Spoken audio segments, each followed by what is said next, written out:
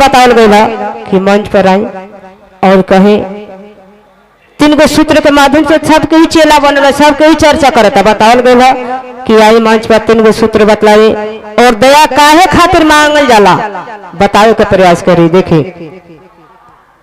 जिज्ञासा, जिज्ञासा के मतलब का भई?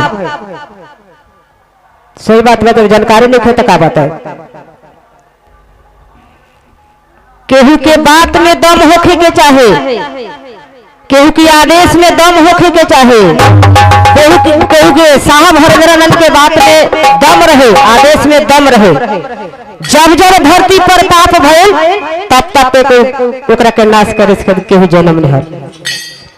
ये धरती पर जब जब विनाश होखे वाला रहे तब तक साहब हमने के बता देने।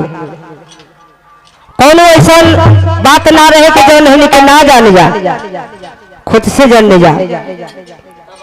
जब जब आदेश है तब तब हमने के मोड़ी पर गमछा लेके बतावे के प्रयास करने जा। अरे मेरा साहब शरीर छोड़ देने और कहने के सब केहू के जानकारी हो गई बा कि शिव गुरु है, गुरु के काम करने। लेकिन 3 गो सूत्र हो का, 3 गो सूत्र के अर्थ का भई? अरे 3 गो सूत्र ही बना देल बा। 3 गो सीढ़ी के सहारा छत पर चढ़ल जाला तो सहारा है महादेव के करीब जाए के, महादेव के चरण तक जाए खातिर 3 गो सहारा मिलल बा। जौने के कहल जाता कि पहला सूत्र में दया मांगे के, दया मांगे कहे हे शिव हमार गुरु है, हमरा और चेला शिष्य है, अपना चेला शिष्य पर दया करी। और दया करी काहे खातिर? दया करी ओकरा खातिर कि हमार घर के आके गिरहती संभारे, गोरु माल चरावे, यानी हमार काम करी, ओकरा खातिर दया करी। दया करी केकरा खातिर? कि 3 गो सूत्र साहब हरिंद्रानंद देने वाली ये महादेव दया करे, कम से कम 3 गो सूत्र रो दया से हम कर ली।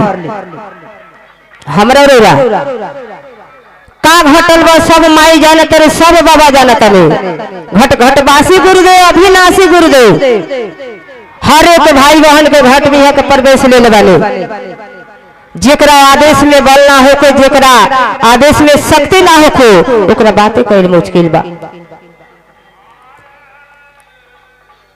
देखी नहान लागल बा, एजा घाट पर जाए खातिर गेट लगावल बा, प्रशासन रखल बा। प्रशासन के अनुसार लोग जाता और प्रशासन